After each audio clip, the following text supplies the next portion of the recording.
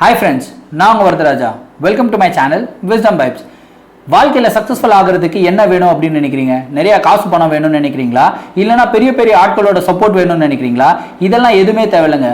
வாழ்க்கையில் சக்ஸஸ்ஃபுல் ஆகிறதுக்கு ஒரே ஒரு விஷயம் மட்டும் இருந்தால் போதும். நீங்கள் ஒரு மிகப்பெரிய சக்ஸஸ்ஃபுல் ஆளாக வரலாம். எப்படிப்பட்ட சக்ஸஸ்ஃபுல் ஆளுனா, இன்னைக்கு நம்ம பார்க்க போகிற செலிபிரிட்டியோட லைஃப்பும் அப்படிப்பட்டது தான். அப்படி என்னப்பா அவர்கிட்ட இருக்குது அப்படின்னு வந்து கேட்டிங்கன்னா, ஒரே ஒரு விஷயம் தாங்க, தன்னம்பிக்கை. அதாவது வாழ்க்கையில் தன்னம்பிக்கை அப்படின்ற ஒரு விஷயம் மட்டும் இருந்துட்டா போதும்.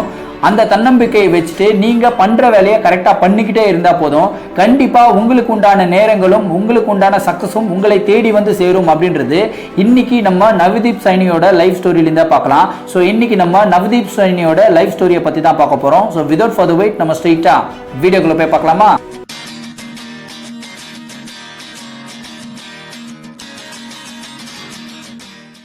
நம்ம கதையோட ஆரம்பம் எப்போ ஆரம்பிக்குது அப்படின்னு வந்து பார்த்தீங்கன்னா 23 நவம்பர் 1992 ஹரியானாவில் இருக்கிற கர்னால் டிஸ்ட்ரிக்ட்ல ஒரு அழகான ஆண் குழந்தை பிறக்குது. அவருக்கு பேர் தான் அவங்க அப்பா அம்மா நவதீப் சைனி அப்படின்னு வந்து வைக்கிறாங்க. இவருக்கு வந்து ஒரு பெரிய அண்ணனும் இருக்காரு. அதே மாதிரி இவங்க அப்பாவுடைய பேர் வந்து பார்த்தீங்கன்னா அமர்தீப் சைனி. அவர் வந்து என்ன பண்ணிட்டு இருந்தாருன்னு கேட்டிங்கன்னா, அதாவது கவர்மெண்ட் ஆஃப் ஹரியானா இருக்கு இல்லைங்களா, அதில் வந்து ஒரு டிரைவராக வந்து ஒர்க் பண்ணிட்டு இருந்தாரு. ஸோ நவதீப் சைனியை பற்றி சொல்லணும்னா கண்டிப்பாக அவருடைய தாத்தாவை பற்றி நம்ம சொல்லியே ஆகணும். அவங்க தாத்தா யாருன்னு கேட்டிங்கன்னா கரம் சிங். அவர் வந்து பார்த்தீங்கன்னா நம்மளுடைய சுபாஷ் சந்திர போஸ் இருக்காரு இல்லைங்களா, அவருடைய இந்தியன் நேஷனல் ஆர்மியில் வந்து சுபாஷ் சந்திர போஸுக்கே பர்சனலான ஒரு டிரைவராக வந்து வேலை பண்ணிட்டு இருந்தாரு. ஸோ அவருடைய கனவு என்ன அப்படின்னு வந்து பார்த்தீங்கன்னா, அதாவது அவங்க தாத்தாவோட கனவு என்னன்னு பார்த்தீங்கன்னா, வளர்ந்து பெரிய பையன் ஆயிட்டதுக்கு அப்புறம் ஒரு மிகப்பெரிய கிரிக்கெட்டர் ஆகணும். அதே கனவு தான் அவங்க அப்பாவுக்கும் இருந்திருக்கு. பட் குடும்பத்தோட சூழ்நிலை, சர்க்கம்ஸ்டான்சஸ் இது எல்லாமே வச்சு அவருமே வந்து டிரைவர் வேலை பண்ண ஆரம்பிச்சிட்டாரு.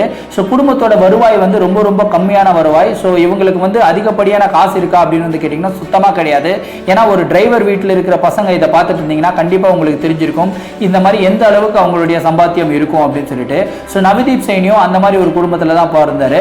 ஸோ இவர் வந்து வளர வளர அவங்க அப்பாவுக்கு வந்து ஒரு மிகப்பெரிய ஆசை என்னன்னா, இவரை படிக்க வச்சு ஒரு மிகப்பெரிய இன்ஜினியர் ஆக்கணும் அப்படின்றது தான் அவருடைய மிகப்பெரிய ஆசை. பட் ஆனால் நவதீப் சைனிக்கு அவங்க தாத்தாக்கு இருந்த மாதிரி அவங்க அப்பாவுக்கு இருந்த மாதிரி ஒரே ஒரு ஆசை என்னன்னா, பெரிய பையனாயிட்டு கிரிக்கெட்டர் ஆகணும் அப்படின்றது தான் ஒரு ஆசை. ஸோ அப்படியே போயிட்டு கவர்மெண்ட் ஸ்கூலில் சேர்த்துட்டு அப்படி ஸ்கூலிங் எல்லாம் படிச்சுட்டு இருக்கும்போது என்ன ஆகுதுன்னு கேட்டிங்கன்னா, அங்கே வந்து கோச்சிங் அவ்வளோ அளவுக்கு பத்தலை அப்படின்னு சொல்லிட்டு இவரை வந்து பிரைவேட்ல வந்து டியூஷனுக்கு அனுப்புவாங்களாம். இவர் என்ன பண்ணுவார்னா, டியூஷனுக்கு வந்து கட் அடிச்சுட்டு போயிட்டு கிரிக்கெட் விளையாட போயிடுவாராம். ஸோ சின்ன வயசுல வந்து பார்த்தீங்கன்னா நம்ம எல்லாருக்குமே ஞாபகம் இருக்கும், குறிப்பாக இந்த 90s கிட்ஸ்க்கு வந்து கண்டிப்பாக ஞாபகம் இருக்கும். நம்ம எல்லாம் கிரிக்கெட் விளையாடும் போது ப்ராப்பரான ஒரு ஸ்டம்ப்ஸ் எல்லாம் வாங்கி வச்சு அதுக்கப்புறம் வந்து விளையாட மாட்டோம். கிரிக்கெட் விளையாடணும்னா நம்மளுக்கு என்ன தேவை, ஒரு பேட் ஒன்று எடுத்துப்போம். சம்டைம்ஸ் பேட்டும் கூட இருக்காதுங்க, ஒரே ஒரு டென்னிஸ் பால் எடுத்துப்போம். இந்த தேங்காய் மட்டையை வச்சு அதையே வந்து பேட்டாக ரெடி பண்ணி நம்ம போய் விளையாடுவோம் இல்லையா, அதே மாதிரி ஒரு சூழ்நிலை தான் நம்மளுடைய நவதீப் சைனியும் இருந்திருக்காரு.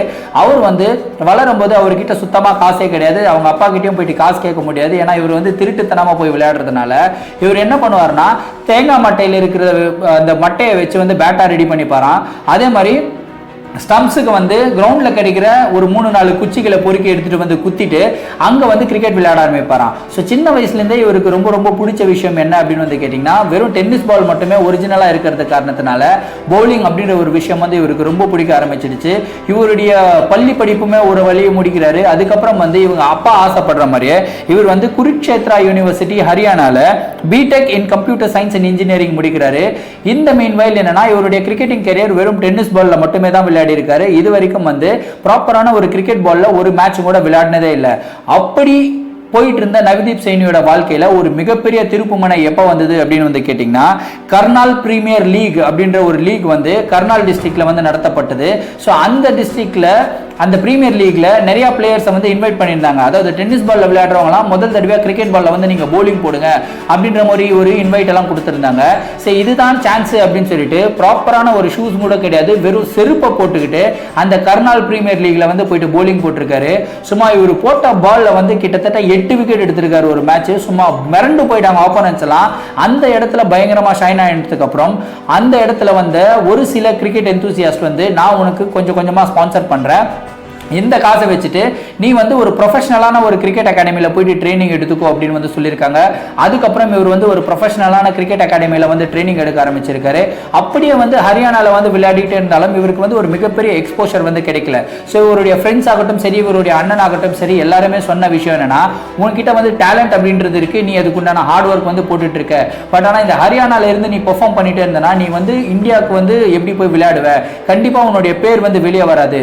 ஸோ பேர் வெளியே வரணும் பிகர் சிட்டிஸ், அதாவது டெல்லி, மும்பை இந்த மாதிரி சிட்டிஸ்ல போய் விளையாடணும். ஸோ ஹரியானால இருக்கிறதுனால இவர் க்ளோசஸ்டா டெல்லிக்கு தான் போக முடியும். ஸோ டெல்லிக்கு போயிட்டு இவர் வந்து கிரிக்கெட் விளையாட ஆரம்பிச்சிருக்காரு.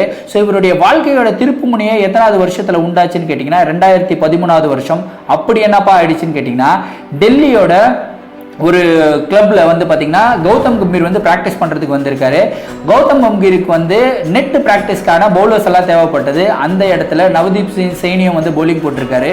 இவர் போட்ட பால்லாம் வந்து கௌதம் கம்பீர் ரொம்ப கஷ்டப்பட்டு ஆடி இருக்காரு. ஒரு சில பால்லாம் அவுட்டும் ஆயிருக்காரு.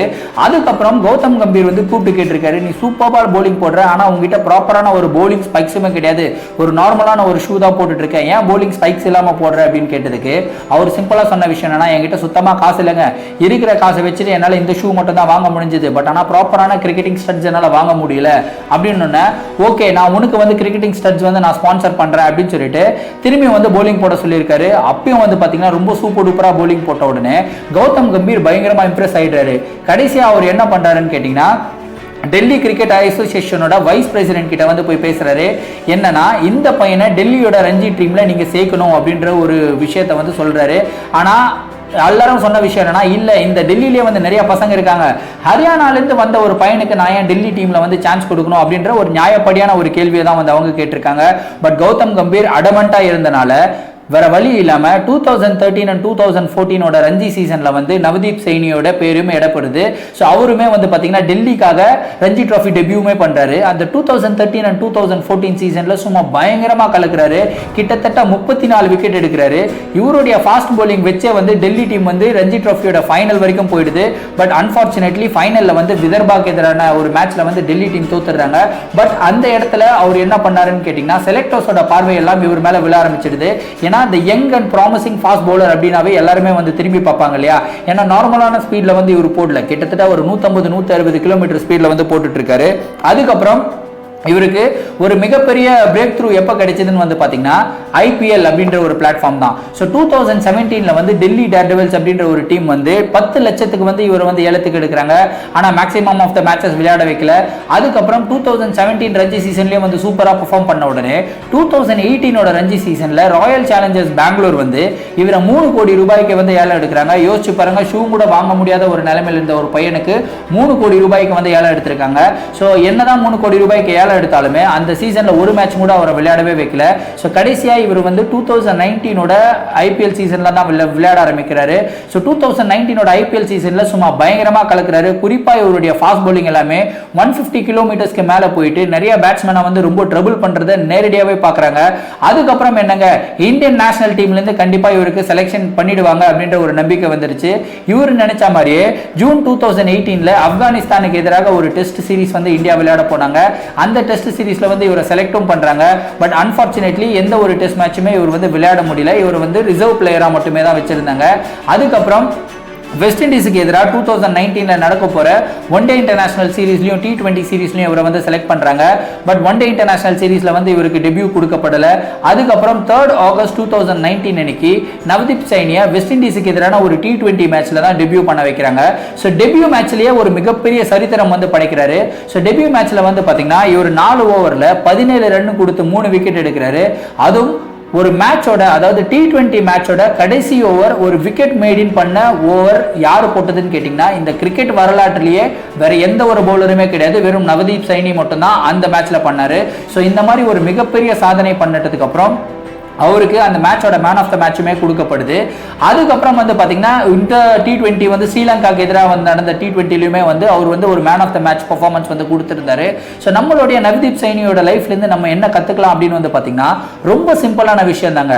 அவர்கிட்ட வந்து அவருடைய லைஃப்லயே வந்து பாத்தீங்கன்னா எதுவுமே இல்லை அப்படின்ற ஒரு விஷயத்தை வச்சு தான் டிராவல் பண்ணிட்டு இருந்தாரு. பட் ஆனா அவருடைய மைண்ட் செட் எப்படி இருந்ததுன்னு கேட்டீங்கன்னா, என்கிட்ட எது இல்லை அப்படின்றத ஃபோக்கஸ் பண்றதை விட்டுட்டு என்கிட்ட என்ன இருக்கு அப்படின்றத வந்து ஃபோக்கஸ் பண்ணி அந்த இருக்கிறதுக்கு வந்து வச்சு அவர் வந்து பயங்கரமா பிராக்டிஸ் பண்ணி இந்த அளவுக்கு வந்து பெரிய ஆளா இருக்காரு. நம்மளுடைய வாழ்க்கையில நம்ம எல்லாருமே என்ன யோசிச்சுட்டு இருக்கோம் தெரியுங்களா?